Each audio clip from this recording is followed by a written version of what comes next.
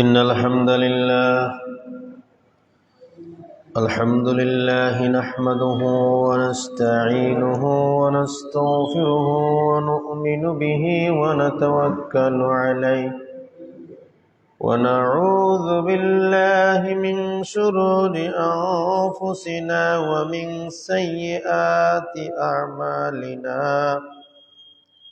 من يهده الله فلا مضل له ومن يضلله فلا هادي له ونشهد أن لا إله إلا الله وحده لا شريك له ونشهد أن محمدا عبده ورسوله أما بعد فإن خير الحديث كتاب الله وخير الهدي هدي محمد صلى الله عليه وسلم وشر الأمور محدثاتها وكل محدثة بدعة وكل بدعة ضلالة وكل ضلالة في النار أعوذ بالله من الشيطان الرجيم كل نفس ذائقة الموت وإنما توفون أجوركم يوم القيامة فمن زحزح عن النار وأدخل الجنة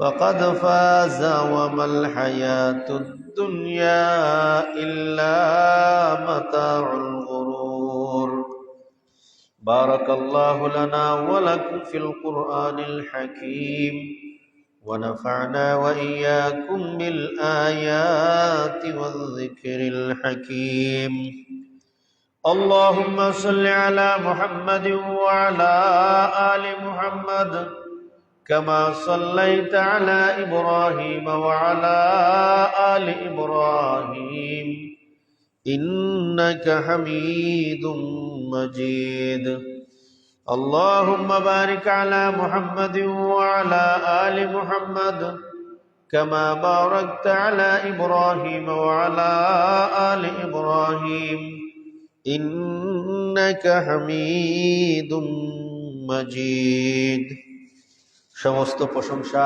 সমস্ত তারিফ ওই মহান আল্লাহ সুবহানাহু ওয়া তাআলার জন্য যিনি হায়াত এবং মৌত সৃষ্টি করেছেন মানুষকে পরীক্ষা করার জন্য যে কে ভালো আমল করে কে মন্দ আমল করে ওই আল্লাহর প্রশংসা আমরা করি আলহামদুলিল্লাহ। শেষ নবী মুহাম্মদুর রাসূলুল্লাহ সাল্লাল্লাহু আলাইহি সাল্লামের উপর আমরা সালাত এবং সালাম প্রেরণ করি। আল্লাহুম্মা সাল্লি আলা মুহাম্মদ ওয়া আলা আলি মুহাম্মদ আল্লাহুম্মা বারিক আলা মুহাম্মদ ওয়া আলা আলি মুহাম্মদ। সম্মানিত মুসল্লিয়ানে কেরাম, আজকে আমার জুমার আলোচনার আলোচ্য বিষয় হচ্ছে মৌতের ভ্রমণ, আখিরাতের সফর। দুনিয়ার জিন্দেগি থেকে আমাদের আখিরাতের সফর শুরু হইয়া গিয়েছে। এই বিষয় নিয়ে আমরা ইনশাআল্লাহ আলোচনা করব। কোরআন এবং সুন্নাহর আলোকে যেই সময় আছে এই সময়ের ভিতরে আমার আলোচনাটা কমপ্লিট করার চেষ্টা করব। ওয়া মা তৌফিকি ইল্লা বিল্লাহ। সম্মানিত মুসল্লিয়ানে কেরাম, আমাদের ইচ্ছা না থাকা সত্ত্বেও আমাদের মর্জি ছাড়া আল্লাহ সুবহানাহু ওয়া তাআলা পৃথিবীতে আমাদেরকে পাঠিয়েছেন। আল্লাহ পৃথিবীতে আমাদেরকে পাঠানোর জন্য আল্লাহ আমাদের কাছ থেকে পারমিশন নেন নাই যে তোমাকে আমি পৃথিবীতে পাঠাবো। আমাদের মর্জি ছাড়া আমাদের মনের অজান্তেই আল্লাহ আমাদেরকে পৃথিবীতে পাঠিয়েছেন। সেম পৃথিবী থেকে যখন আমাদের চলে যাওয়ার টাইম আসবে ওই সময়ও আল্লাহ আমাদেরকে জিজ্ঞেস করবেন না যে তোমাদের সময় চলে আসছে, তোমাদেরকে আমি এখন নিয়ে নেব। বস আল্লাহ সুবহানাহু ওয়া তাআলা আমাদের মর্জির যেভাবে আমাদের মর্জি ছাড়া পৃথিবীতে প্রেরণ করেছেন এভাবে আল্লাহ সুবহানাহু ওয়া তাআলা আমাদের মর্জি ছাড়াই আমাদের মওত দিয়ে দিবেন। এটাই বাস্তব।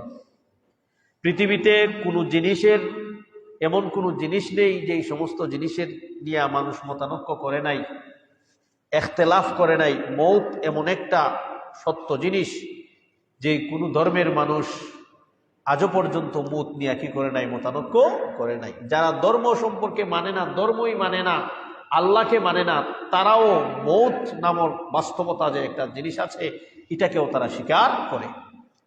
তো এই মৌতের ভ্রমণ, মৌতের সফর আল্লাহ সুবহানাহু ওয়া তাআলা আমাদেরকে দুনিয়া থেকেই আখিরাতের পথ কিভাবে আমরা পরিষ্কার করে যেতে পারি, এজন্য আল্লাহ সুবহানাহু ওয়া তাআলা আমাদেরকে পৃথিবীতে প্রেরণ করেছেন, যেটা আমাদেরকে মেনে নিতেই হবে যে মৌত নামক একটা বস্তু, মৌত নামক একটা জিনিস, এটা আপনি আমার প্রত্যেক প্রাণীর উপর আসতে হবে, যেটাকে আল্লাহ সুবহানাহু ওয়া তাআলা কুরআনুল কারীমে আল্লাহ সুবহানাহু ওয়া তাআলা ইরশাদ করেছেন সূরা আলে ইমরানের 185 নম্বর আয়াতে যে কুল্লু নাফসিন যায়িকাতুল মৌত, প্রত্যেক প্রাণী মৌতের স্বাদ গ্রহণ করতে হবে, মরতে হবে, মৌতের স্বাদ গ্রহণ করতে হবে। তার মানে এক জায়গা থেকে ট্রান্সফার হয়ে আরেক জায়গা যেতে হবে, এটাকে ইন্তেকাল বলা হয়। ইন্তেকাল মানেই হলো এক জায়গা থেকে আরেক জায়গায় স্থানান্তরিত হওয়া। আমরা মানুষ মারা গেলে আমরা কি বলি? ইন্তেকাল ফরমাইয়াছেন। তার মানে কি? ইন্তেকাল মানেই হচ্ছে, ইন্তেকাল আরবি শব্দ, এর অর্থই হচ্ছে এক জায়গা থেকে আরেক জায়গায় স্থানান্তরিত হওয়া। আমরা দুনিয়া থেকে যখন আমরা মারা যাই তখন আমরা ইন্তেকাল করি, মানে দুনিয়া থেকে আখিরাতের জীবনে আমরা পদার্পণ করি। তো জিন্দেগি, দুনিয়ার জীবনকে জীবন বলা হয় না, পরকালের জীবনই হচ্ছে আসল জীবন। যেই জীবনের পরে আর ফিরে আসা যায় না, ওই জীবনই হচ্ছে আসল জীবন। ওই জীবনকে আমরা সুন্দর করার জন্য, ওই জীবনকে, আখিরাতের জীবনকে আমরা সাজানোর জন্য আল্লাহ সুবহানাহু ওয়া তাআলা সামান্য একটা সময় আমাদেরকে স্পেস দিয়েছেন, গিফট দিয়েছেন, যে ওই সময়টুকু তোমাদের যেটা ওই সময়টুকু পাবে, ওই সময়টুকুকে কাজে লাগিয়ে পরকালের জিন্দেগি যাতে তোমাদের সহজ হয়, পরকালের জিন্দেগি যাতে তোমাদের সুন্দর হয়, ওই সময়টাকে তোমরা কাজে লাগিয়ে ওই পথে তোমরা চলবে। এই জন্যই আল্লাহ সুবহানাহু ওয়া তাআলা যুগে যুগে পয়গাম্বর প্রেরণ করেছেন। কেউ যদি বলে যে আমাদের ইচ্ছা ছিল না পৃথিবীতে আসার, আল্লাহ কেন আমাদেরকে পাঠাইলেন? আমরা তো ইচ্ছা করছি না, আল্লাহ আমাদের অনিচ্ছায়, আমাদের ইচ্ছা ছাড়াই আল্লাহ পৃথিবীতে প্রেরণ করলেন। যদি পৃথিবীতে আসতাম না তাহলে পরকালে আযাবের সম্মুখীন হইতাম না, আল্লাহ কেন আমাকে আমার ইচ্ছা ছাড়াই প্রেরণ করলেন? কেউ যদি এই প্রশ্ন করে ফেলে, কেউ যদি কাউকে নৌকা থেকে ধাক্কা মেরে সাগরের মধ্যে ফেলে দেয় বা নদীতে ফেলে দেয়, তারপরে নদীর কিনারে একজন মানুষ বসে আপনাকে গাইডলাইন করতেছে যে এভাবে এভাবে হাত পাও দিয়া নড়াচড়া করো, সাঁতরিয়ে কিনারে তুমি আসতে পারবে। সে তোমাকে বলতেছে যে হাত পা দিয়া নড়াচড়া করে সাঁতরিয়ে তুমি কিনারে চলে আসতে পারবে, তুমি এভাবে আসো। আপনি সাগরে পড়ে গেলেন বা নদীতে পড়ে গেলেন, একজন ধাক্কা দিয়া ফেলে দিল, আরেকজন নদীর কিনারা থেকে আপনাকে সুন্দর করে বুঝাচ্ছে যে এভাবে এভাবে করো, তুমি কিনারায় চলে আসতে পারবে। এখন যদি আপনি বলেন বা আমরা বলি যে কিনারায় এমু পড়ে আগে খো আমাদের ধাক্কা মারলো হেটায়, এই কথা কেউ বলবে না। যে আগে বলবে কিভাবে আমার প্রাণ বাঁচানো যায়। কেন পৃথিবীতে আল্লাহ আপনাকে প্রেরণ করলেন? আপনি আগে কিনারায় যান, জান্নাতে যান, ওখানে যাই আল্লাহকে প্রশ্ন করবেন। এই প্রশ্ন আর আসবে না আপনার এই নাজ নিয়ামত দেখে। এজন্য সম্মানিত মুসল্লিয়ানে কেরাম, আল্লাহ সুবহানাহু ওয়া তাআলা আমাদের অনিচ্ছায় আল্লাহ আমাদের পৃথিবীতে পাঠিয়েছেন। অতএব এই মায়ার জীবন, এই সুন্দর পৃথিবী ছেড়ে পৃথিবীর কোনো মানুষ যেতে চায় না, এটাই সত্য। কেউ চায় না এই পৃথিবী থেকে চলে যাওয়ার জন্য, কেউ চায় না, কেউ প্রস্তুত না। পৃথিবীর সবাই চায় যে আমি বেশি দিন বাঁচতাম চাই, আমি বেশি বছর বাঁচতাম চাই, দীর্ঘক্ষণ আমি পৃথিবীতে থাকতে চাই। কেউ চায় না কিন্তু এটা যে আমি তাড়াতাড়ি মরে যাই। কারণ এই যে পৃথিবীতে আল্লাহ সুবহানাহু ওয়া তাআলা আমাদেরকে দিয়েছেন এই সুন্দর অবয়ব জিনিস, কত সুন্দর দৃশ্য, ফ্যামিলি দিয়েছেন, পরিবার দিয়েছেন, আত্মীয় স্বজন দিয়েছেন, সুন্দর মতো চলাফেরার মতো সবকিছু আল্লাহ দিয়েছেন, হাত দিয়েছেন, পা দিয়েছেন, কথা বলার মতো মুখ দিয়েছেন, ভালো মন্দ দেখার জন্য চক্ষু দিয়েছেন, কর্ণ, সবকিছু আল্লাহ ফিটফাট করে দিয়েছেন। অতএব এই জিন্দেগি ছেড়ে মন যেতে চায় না চলে যাওয়ার জন্য। কেন? আখিরাতের জীবন আমরা শুনেছি, আখিরাতের জীবন সম্পর্কে। ওখানে যখন আবার আমরা চলে যাব। আর ওখানে নাজ নিয়ামত যখন দেখব, তখন আমরা বা ওখানে মৌত যখন শুরু হইয়া যায়, যে ভালো মানুষ আছে তার মৌতের এই অবস্থা যখন দেখে যে আমার সাথে এই অবস্থা, আমার সাথে এভাবেই আচরণ করা হয়েছে, অতএব তারা বলে তাড়াতাড়ি আমাকে নিয়ে যাও। তো ওই নিয়ামত দেখে আমরা দুনিয়ার এই জিনিসটা ভুলে যাব। এজন্য সম্মানিত মুসল্লিয়ানে কেরাম, মরতে সবাইকে হবে, মানেন বা নাই মানেন, বাস্তব এটাই বাস্তব যে মৌত সবারই চলে আসবে।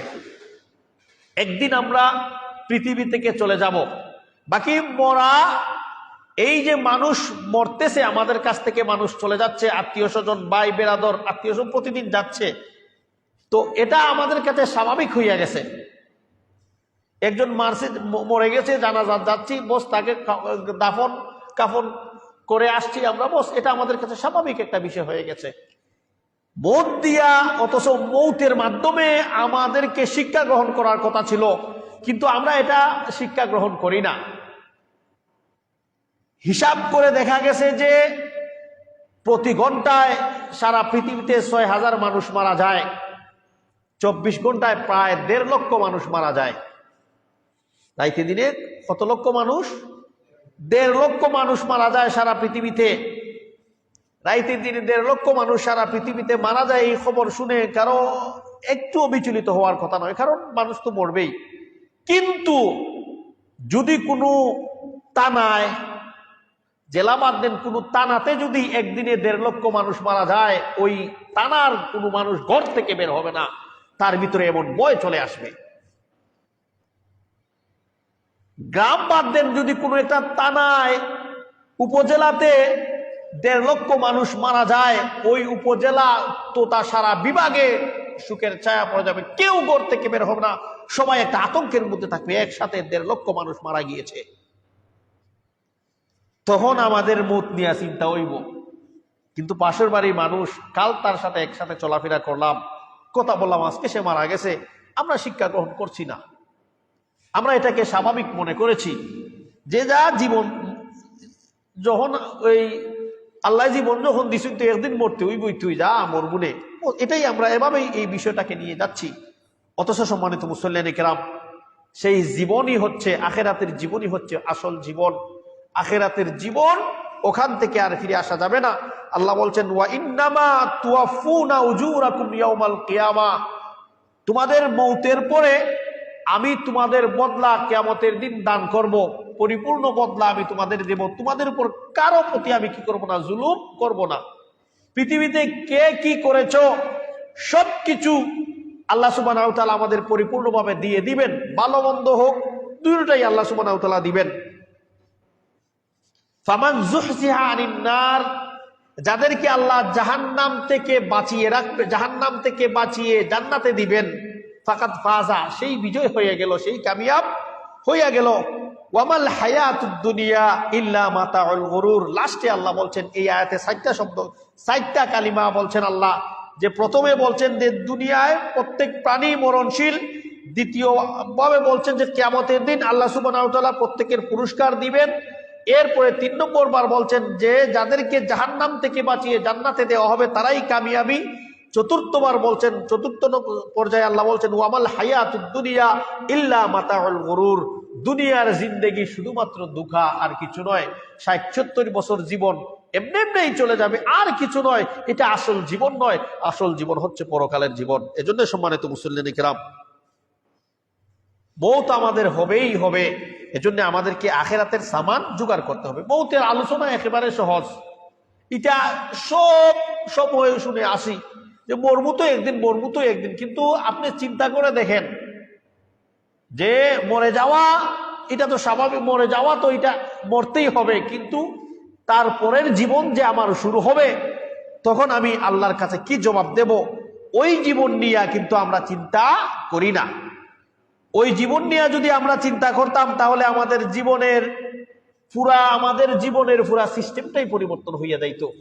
একটা লম্বা হাদিস আমি আপনাদের সামনে শোনাচ্ছি। রাসূল সাল্লাল্লাহু আলাইহি ওয়াসাল্লাম একজন সাহাবী, যেভাবে হাদিসের মধ্যে বর্ণনা করেছেন আমি সেইভাবে বলছি। হযরত বারা বিন আজিব, আল্লাহ রাসূলের একজন সাহাবী, উনি বলেন, ক্বালা খারাজনা মা'আন নবী সাল্লাল্লাহু আলাইহি ওয়াসাল্লাম ফি জানাজাতি রাজুলিন মিন আনসার।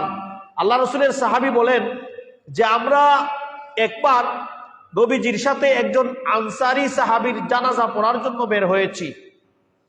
কার জন্য বের হয়েছি? আনসারী একজন সাহাবীর জানাজা পড়ার জন্য রাসূলুল্লাহর সাথে আমরা বের হয়েছি। হযরত বারা বিন আযিব একজন সাহাবী, আল্লাহ রসুলের সাহাবী, উনি বলেন, তারপরে উনি বলেন যে ফাআতাইনাহা ইলাল কবরি ওয়া লাম্মা ইয়ালহাদু ফাজালাসা রাসূলুল্লাহ, আমরা তার কবরের পাশে আইলাম। আসার পরে এখন পর্যন্ত কবর খুদা কমপ্লিট হয়নি।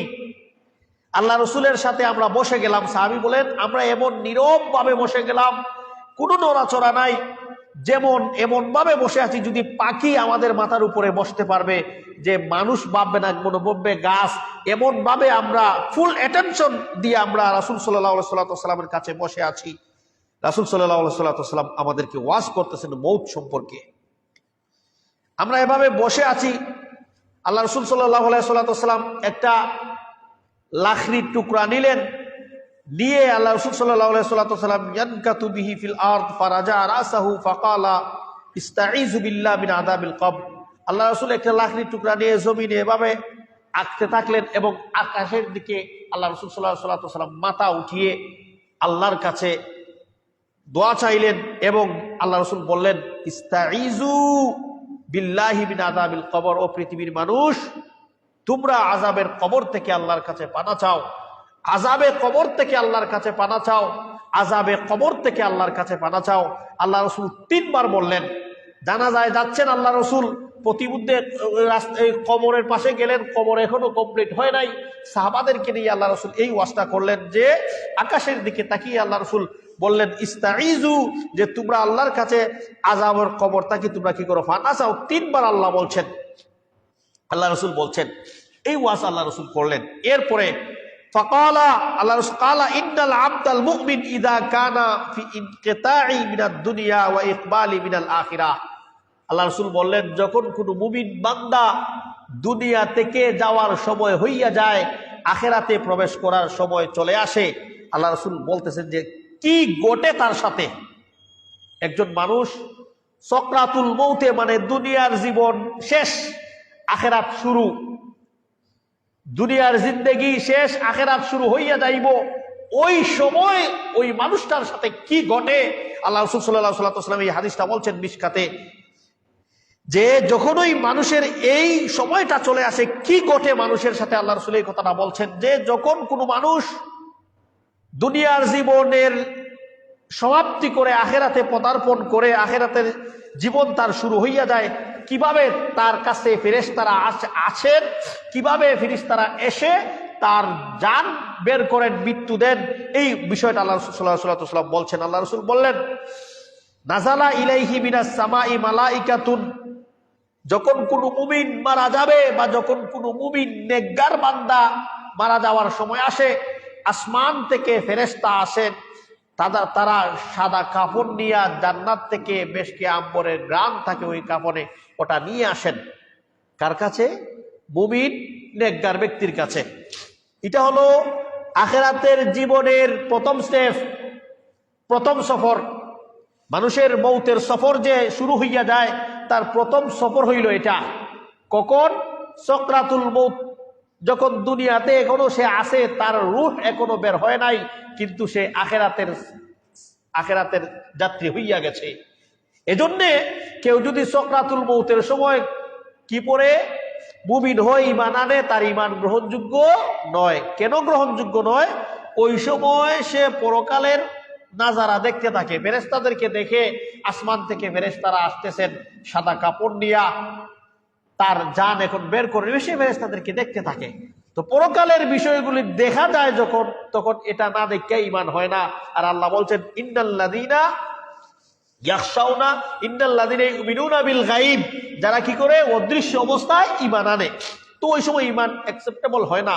আল্লাহ রাসূল বলেন যখন মুমিন বান্দা মারা যাওয়ার সময় আসে, ফেরেশতারা আসমান থেকে আসেন, তারা চেহারা সুন্দর চেহারা থাকে, কান্না উজুহু শামসু মাআহুম কাফনুন মিনাল আকফানিল জান্নাহ, তাদের চেহারা এমন ভাবে উজ্জ্বল যেন সূর্যের আলোর মতো তাদের চেহারা উজ্জ্বল থাকে। ওয়া হুয়ুতুম মিন হুয়ুতিল জান্নাতি হাত্তা ইয়াজলিসু মিনহু মুনদাল বাসার সুম্মা ইয়াজিউ মালাকাল মউত হাত্তা ইয়াজলিসু ইনদা রাসি ফায়াকুলু আইয়াতুহান নাফসুল মুতমাইন্না উখরুজি ইলা মাগফিরাতিম মিনাল্লাহ ওয়া রিদওয়ান। যখন আল্লাহ রাসূল ওয়াজ করতেছেন, সাহাবীর জানাজায় গেছেন, কবর এখনো কমপ্লিট হয় নাই ক্ষুধা, আল্লাহ রাসূল সাহাবীদেরকে নিয়ে বসলেন। বসার পরে আল্লাহ রাসূল বললেন যে তোমরা আযাবে কবর থেকে পানা চাও, আযাবে কবর থেকে পানা চাও, আযাবে কবর থেকে পানা চাও। এরপরে আল্লাহ রাসূল বললেন যখন কোনো মুমিন বান্দা মারা যায় তখন আসমান থেকে সাদা কাপড় পরা ফেরেশতারা জান্নাত থেকে কাফন নিয়ে আসেন, যেটা মেশকে আম্বর দ্বারা সুগন্ধিত থাকে। তখন মালাকুল মউত আজরাইল, আমরা যা বলি মালাকুল মউত, তার মাথার পাশে বসে বলেন ইয়া আইয়াতুহান নাফসুল মুতমাইন্না। তোর ফেরেশতা বলতে থাকেন যে হে পবিত্র আত্মা, ইয়া আইয়াতুহান নাফসুত তাইয়্যিবা উখরুজি ইলা মাগফিরাতিন, আল্লাহর মাগফিরাতের দিকে তুমি বের হও, চলে আসো, আল্লাহর সন্তুষ্টির দিকে তুমি চলে আসো। কাদেরকে বলা হয়? মুমিন নেককার বান্দাদের।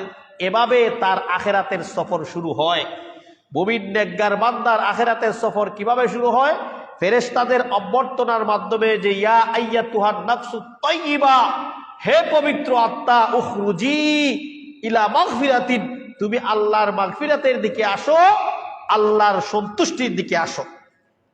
কালা, তারপরে ফাতুখরাজু তাসিলু কামা তাসিলুল কাতরাতু মিনাস সিকা, কিভাবে তার জান বের হয়। আল্লাহ রাসূল বলেন যেভাবে পানির পাত্র থেকে এক ফুটা পানি ধীরে ধীরে আস্তে আস্তে তার এক ফুটা পানি পড়ে যায়, কোনো ধরনের আওয়াজ নাই, কোনো ধরনের শব্দ নাই, স্বাভাবিক নরমালি পড়ে যায়, সেম বোতল থেকে পানির ফুটা পড়তে যেই সমপরিমাণ সময় লাগে, যে নরমালি যে একটা সময় হয়, এভাবেই একজন মুমিনের জান তার রূহ থেকে বের হইয়া যায়।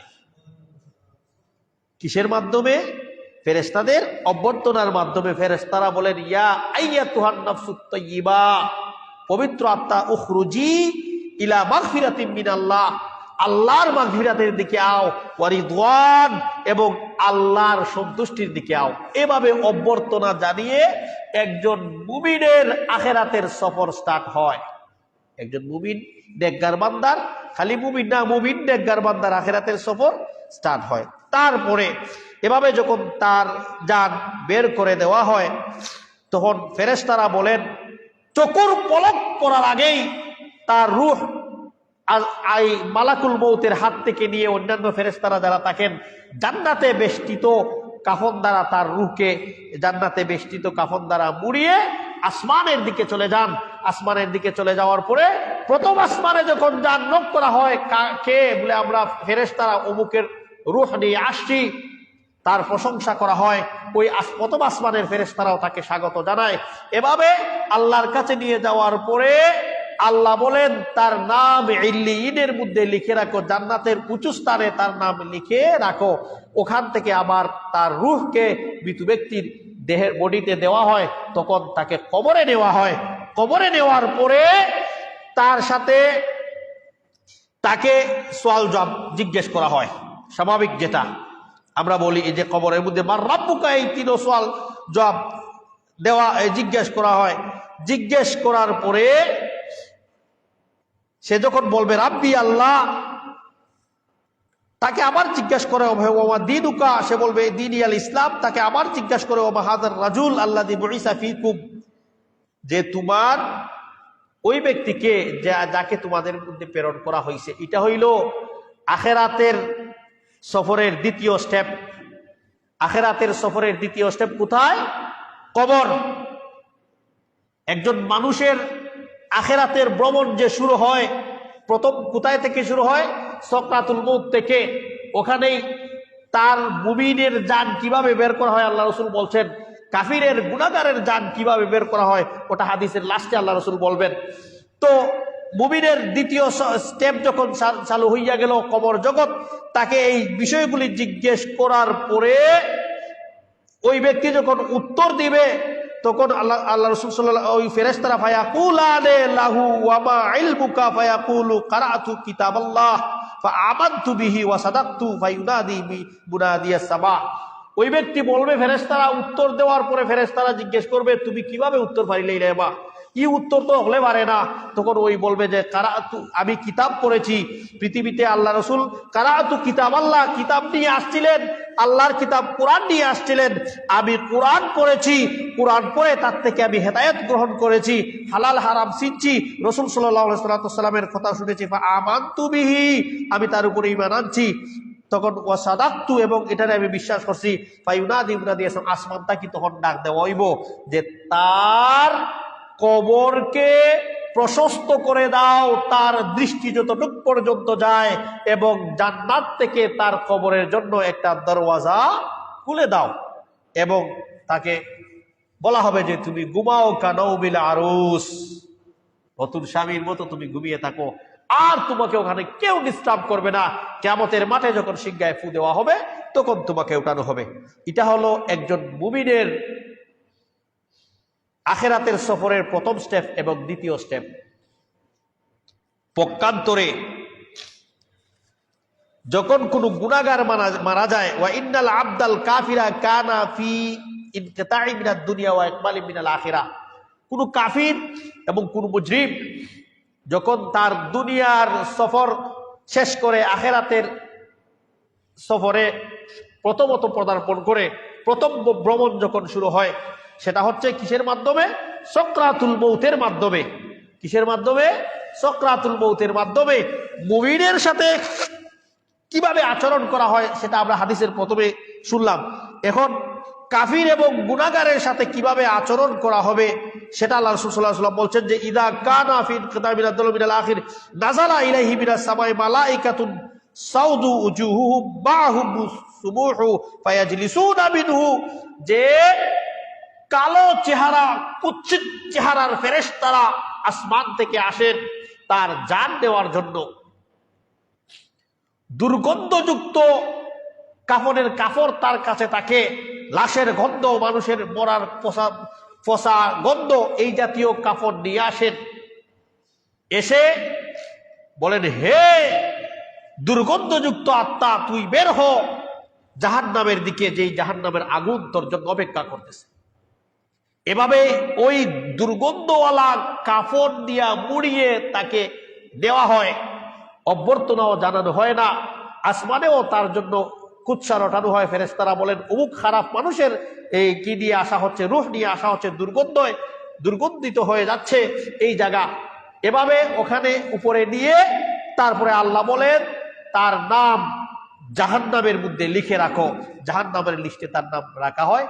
তারপরে তার রূহ আবার ওই মৃত ব্যক্তির ভিতরে যখন দেওয়া হয় কবরে, তার জন্য সওয়াল জবাব শুরু হইয়া যায়। তখন গুনাহগারের দ্বিতীয় স্টেপ, গুনাহগারের আখিরাতের দ্বিতীয় স্তর, মুমিনের আখিরাতের দ্বিতীয় স্তর কবর জগৎ। সে এখন ঘুমিয়ে আছে।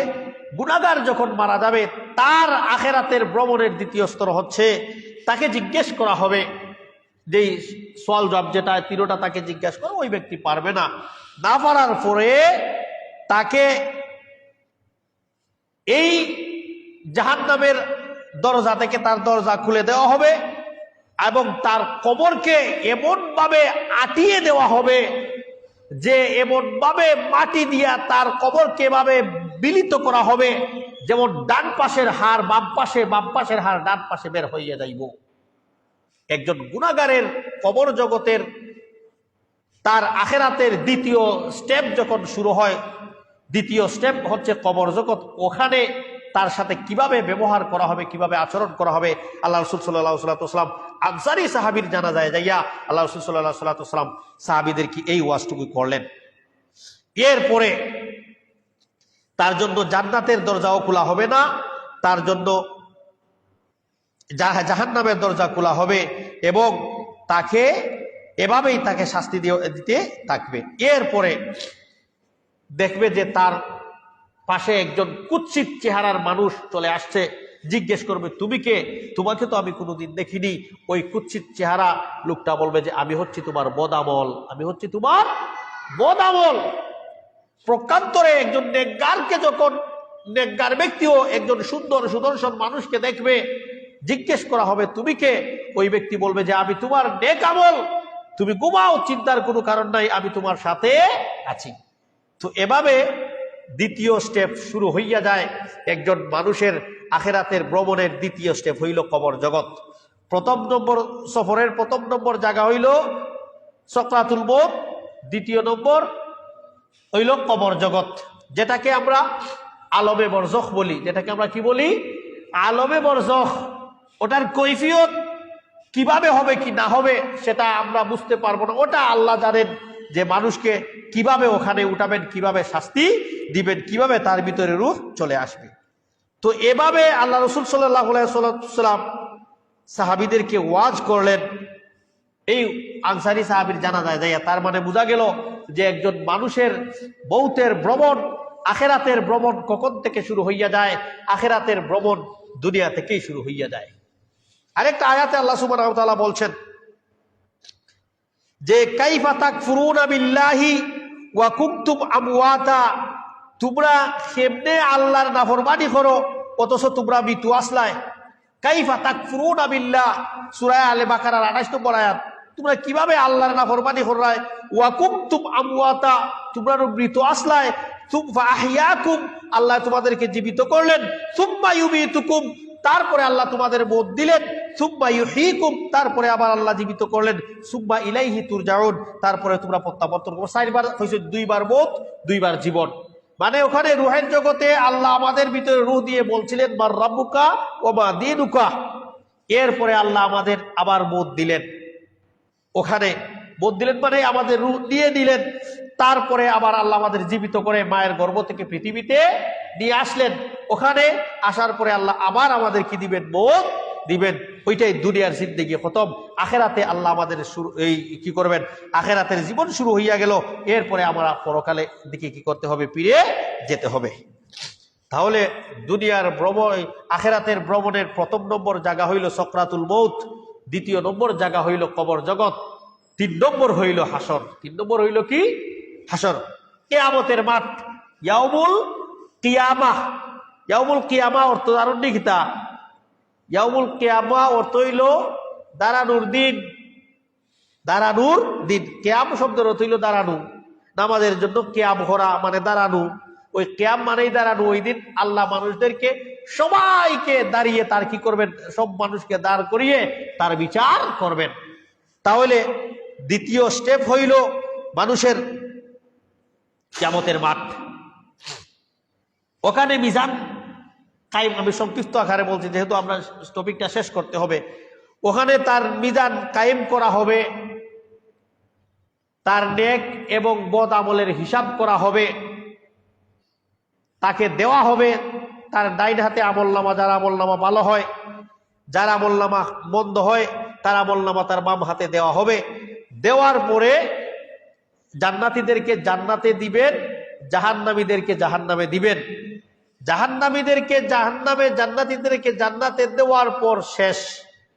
আখেরাতের সফর ওখানে যাইয়া শেষ। আখেরাতের সফর একেবারে জান্নাতে এবং জাহান্নামে যাইয়া শেষ। আর কোনো সফর শুরু হবে না। এরপরে আল্লাহ রাসূল সাল্লাল্লাহু আলাইহি ওয়াসাল্লাম বলেন, বুখারীর হাদিস, আসমান থেকে একটা আওয়াজ আসবে, হে জান্নাতীরা শুনো, হে জাহান্নামীরা শুনো। দেখো তোমরা তাকিয়ে, জাহান্নামীরা মনে করবে হয়তো আমাদেরকে আল্লাহ এখন মুক্তি দিয়ে দিবেন। বড় আশা নিয়ে তারা তাকিয়ে থাকবে। জান্নাতীরাও চিন্তিত হইয়া যাইব যে এত সুন্দর জায়গা থেকে আল্লাহ আমাদেরকে আবার ডাকতেছেন, মনে হয় বের করে দিবেন নাকি। তারাও চিন্তিত হইয়া যাইব। এরপরে একটা বেড়ার বাচ্চা বা ছাগলের বাচ্চার সুরতে মৌত নামক বস্তুকে ওখানে জবে করা হবে এবং বলা হবে যে মৌতের মত দেওয়া হলো, আর কারো কখনো কি আসবে না? মৌত আসবে না। আর কারো মৌত অপছন্দ একটা জিনিস, আগেই বলেছিলাম। আর কারো মৌত আসবে না। জান্নাতীরা খুশি হইয়া যাইব, জাহান্নামীরা আফসোস করতে থাকবো। তো এটা হলো আখেরাতের লাস্ট স্টেপ, যেটা কোথায়? জান্নাত এবং জাহান্নাম। প্রথম নম্বর সফর শুরু হইল সাকরাতুল মউত থেকে।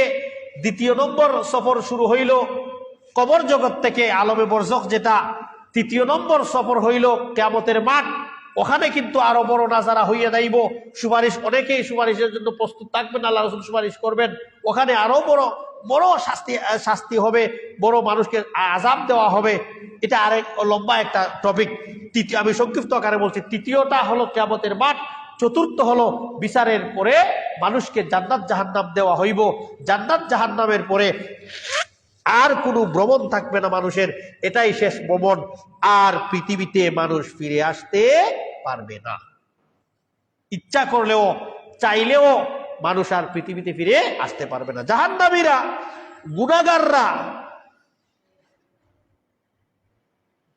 গুনাহগাররা আল্লাহর কাছে বলবে যে আল্লাহ আরেকবার আমাদেরকে সুযোগ দিয়ে দেন, আমরা পৃথিবীতে যাই, যাই নেক আমল করব, আপনি আমাদেরকে আবার সুযোগ দেন। আল্লাহ সুযোগ দিবেন না। অনেক মানুষ আছে পৃথিবীতে, দৃষ্টান্ত স্বরূপ আমি বলি, অনেক মানুষ মৌতের অনেক জিনিস বা তার চোখের সামনে পড়ে অনেক মানুষ মারা যাচ্ছে, এই কন্ডিশন দেখেও পরবর্তীতে সে আবার ফিরে আসে না। যেমন অনেক এয়ার ক্রাশ হয়, বিমান দুর্ঘটনা হয়, এই জাতীয় দুর্ঘটনায় সচরাচর মানুষ বাঁচে না।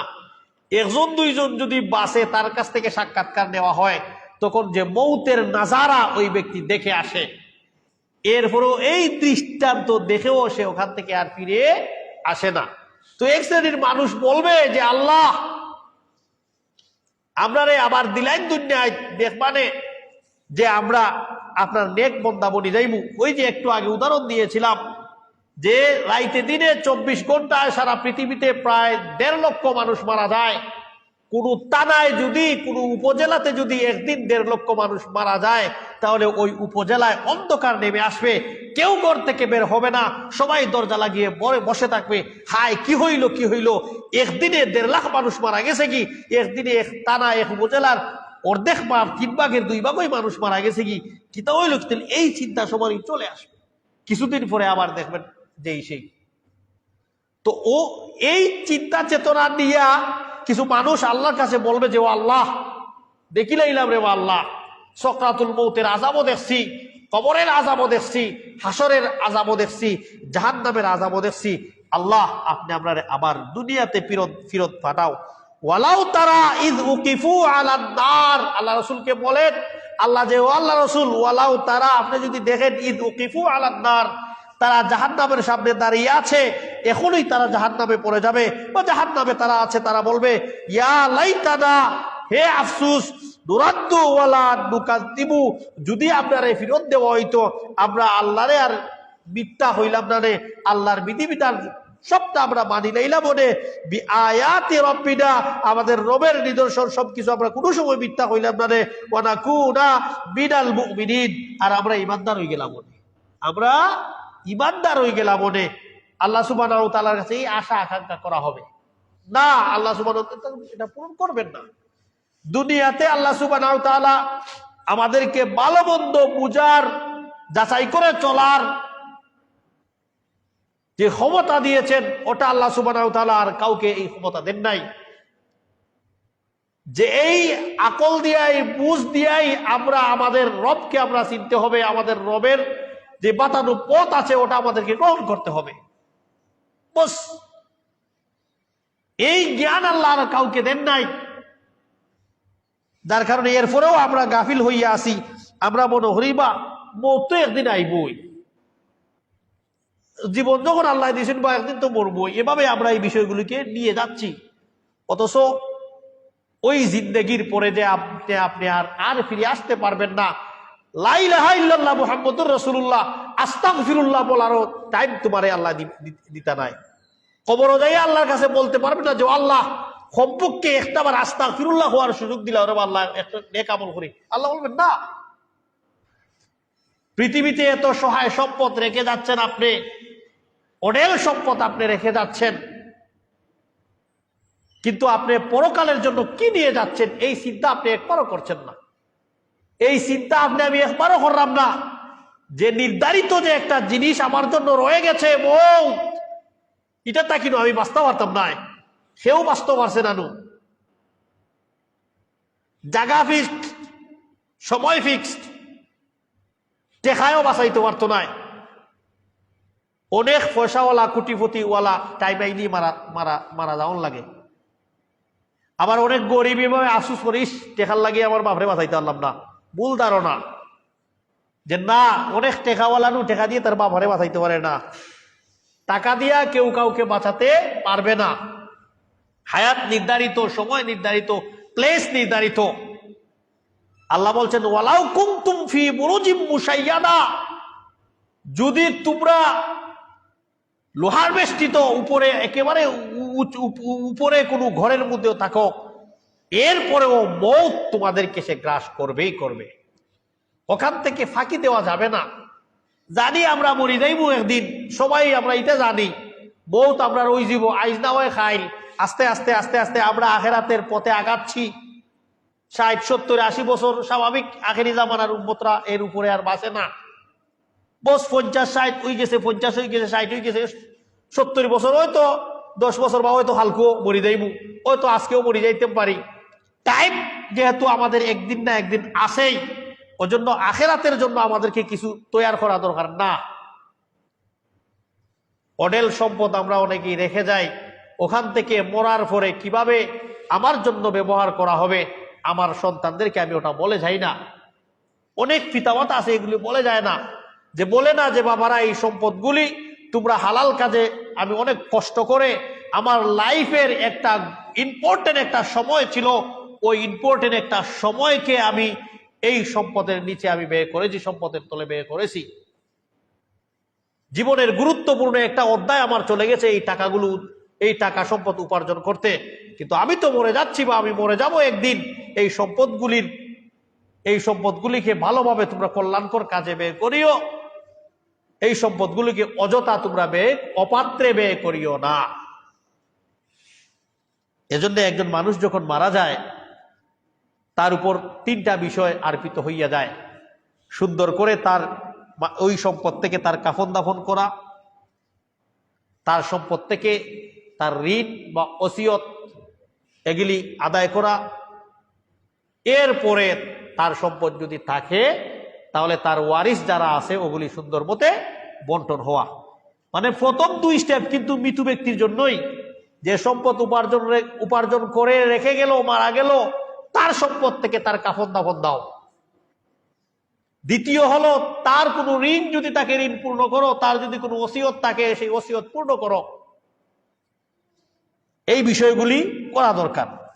তো আমরা যেহেতু মরেই যাব, মৌত আমাদের নির্ধারিত, অতএব আমরা আমাদের পরকালের পথ, পরকালে কিভাবে আমাদের জন্য মুক্তির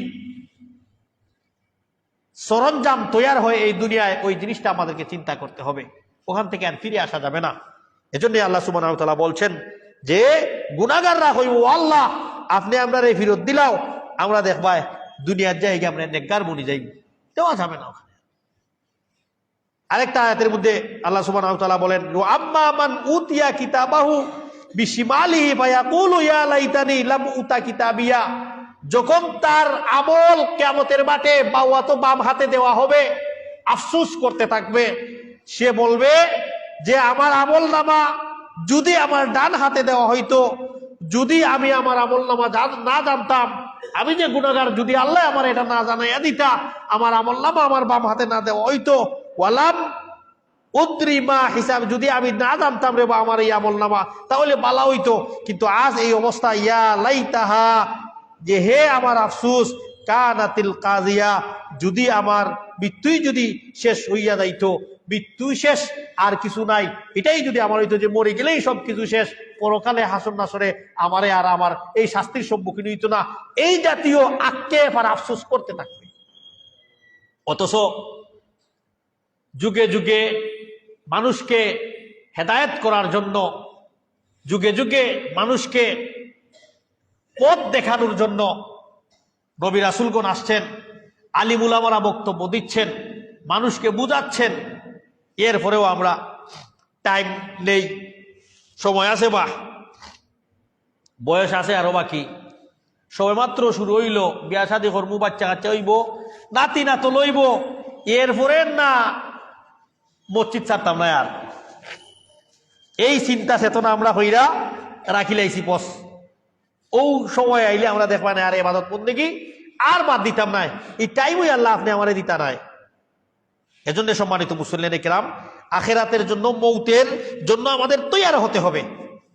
আরেকটা আয়াতের মধ্যে আল্লাহ সুবহানাহু ওয়া তাআলা বলেন, এটা সূরা ফুরকানের আয়াত নম্বর 27, ইয়াউমা ইয়াউযুয জালিম, ওই দিন গুনাহগাররা তার আঙ্গুল কামড়াতে থাকবে, তার হাত কামড়াতে থাকবে, আলা ইয়াদাইহি, তার হাত কামড়াতে, ইয়াকুলু, এবং সে বলবে ইয়া লাইতানি, ইহে আমার আফসোস, নিজেকে নিজে ধিক্কার দিতে থাকবে এবং বলবে আত্তাখাযু মা'আর রাসূলি সাবিলা, সেনে আমরা রসুলের পথ অবলম্বন করলাম না, সেনে নবীজির পাতানো পন্থা অনুযায়ী আমি আমল করার চেষ্টা করলাম না, সেনে আমি মানুষের কথা শুনলাম, সেনে আল্লাহ রসুলে কি বলছেন আল্লাহ রসুলের কথাকে আমি প্রায়োরিটি দিলাম না, প্রাধান্য দিলাম না। ওই বিষয় নিয়ে এক শ্রেণীর মানুষ আফসুস করতে থাকবে, আফসুস করতে থাকবে যে কেন রসুলুল্লাহর বাতানো পথ আমি গ্রহণ করলাম না। আজকে যদি আমি চিশতিয়া, কদরিয়া, মুজাদ্দিদিয়া, নকশবন্দিয়া বা যত তরিকা আছে, কোন তরিকা আমি না গ্রহণ করি, কবরে আমাকে জিজ্ঞেস করা হবে না যে এই তরিকা কেন গ্রহণ করলাম। কাউকে জিজ্ঞেস করবেন না, আল্লাহ জিজ্ঞেস করবেন না কেন তুমি ফুল তুলিয়া দুনিয়াতে আইলে না, আমার কাছে আইলে না। কাউকে আল্লাহ এই প্রশ্নটা করবেন না। কাউকে বলবেন না যে কেন তুমি দেওবন্দি হইয়া আমার কাছে আসলায় না, কাউকে এটা বলবেন না। চরমুনায় হইয়া কেন তুমি আমার কাছে, এটা এই প্রশ্নই আসবে না।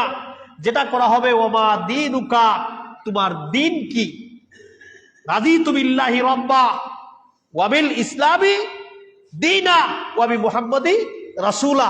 আল্লাহ রাসূল সাল্লাল্লাহু আলাইহি ওয়াসাল্লাম বলছেন যে ওই বিষয়গুলি তোমার কাজে আসবে। এজন্য সম্মানিত মুসল্লিনে কিরাম, এক শ্রেণীর মানুষ বলবে যে লাম আত্তাখিজ মা'আর রাসূলি সাবিলা, হেনে আমি নবীজির পথ অবলম্বন করলাম না, ও আফসুস, ওই আফসুস কইরা ওই দিন আর কোনো কাজে আসবে না।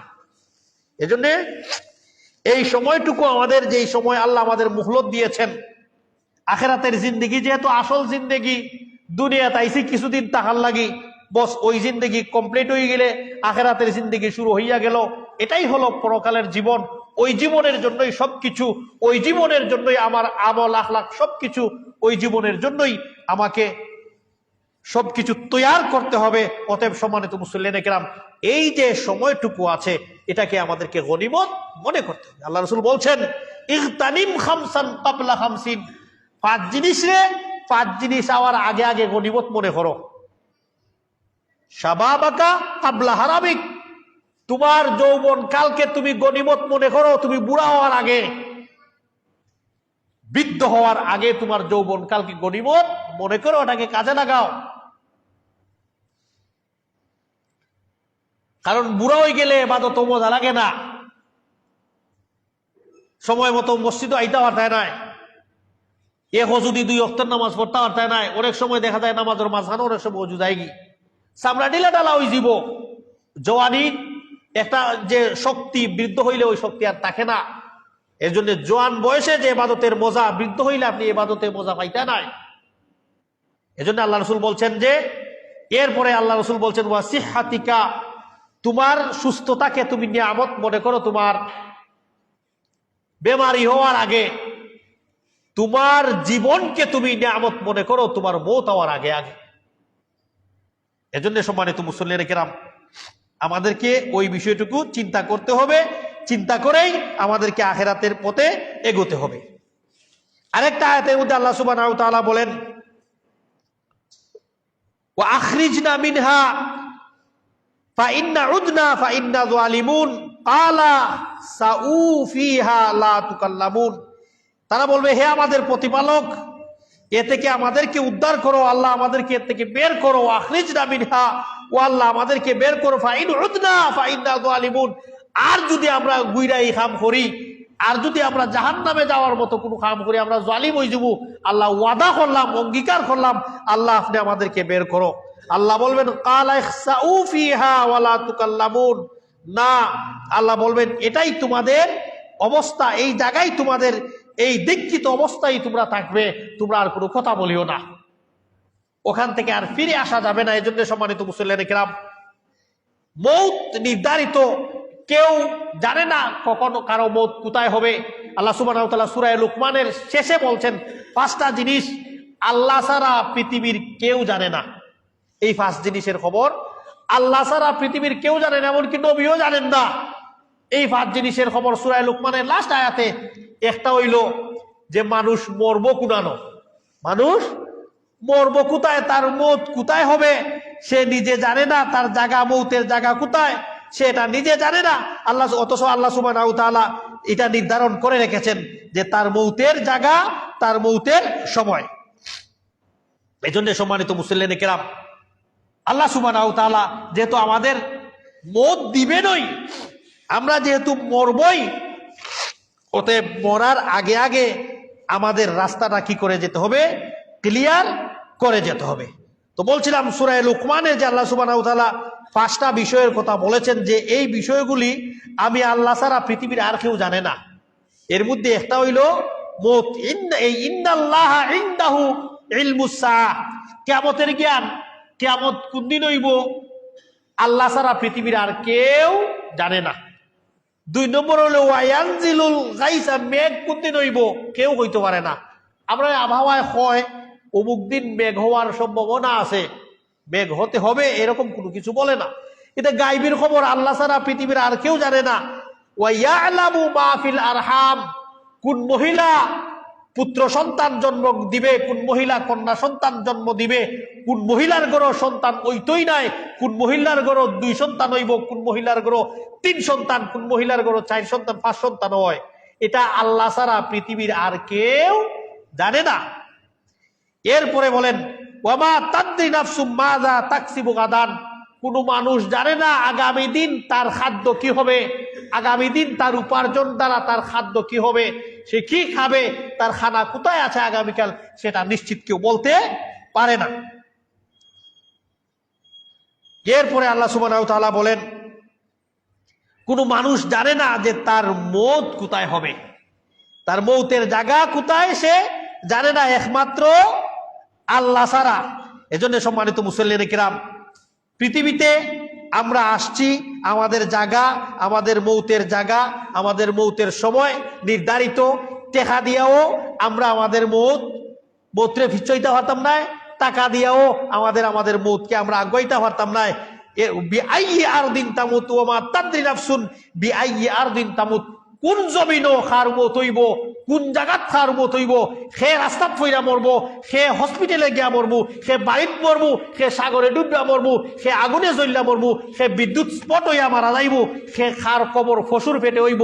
কেউ জানে না খার মৌতের জায়গা কোনানো নির্ধারিত করা আছে, কেউ জানবে না। বাচ্চা কাচ্চা তাই বার হইছি সুন্দর মতো বিদায় হইয়া মসজিদ থেকে নামাজ পড়ে দেখা রাস্তা ফইরা মত হয়ে যায়, অনেকের এরকম হয়। তে মৌত যে কখন আসবে, কোন জায়গায় আসবে, এটা পৃথিবীর কেউ জানে না। তবে আসবে, একদিন না একদিন আসবেই, আসবেই। যেহেতু ওখানে আমাদেরকে যেতেই হবে, যেহেতু ওতে মৌতের জন্য আমাদেরকে তৈয়ার থাকতে হবে। পরকালের রাস্তা যেন কিভাবে আমাদের ক্লিয়ার হয়, ওই বিষয়গুলি আমাদেরকে আমল করতে হবে। আল্লাহ সুবহানাহু ওয়া তাআলা যেন আমাদেরকে সব সময় মৃত্যুর জন্য তৈরি থাকার জন্য যে আমলগুলি আছে ওই আমলগুলি করার তৌফিক দান করেন। আল্লাহুম্মা আমিন। যা কিছু বললাম শুনলাম, আল্লাহ সুবহানাহু ওয়া তাআলা যেন এর ভুল ত্রুটি ক্ষমা করে সঠিকটার উপর আমল করার তৌফিক দান করেন। আকুলু কওলি হাযা আস্তাগফিরুল্লাহ লি ওয়া লাকুম ওয়া লিসাইরিল মুসলিমিন ফাস্তাগফিরু ইন্নাহু হুয়াল গাফুরুর রহিম।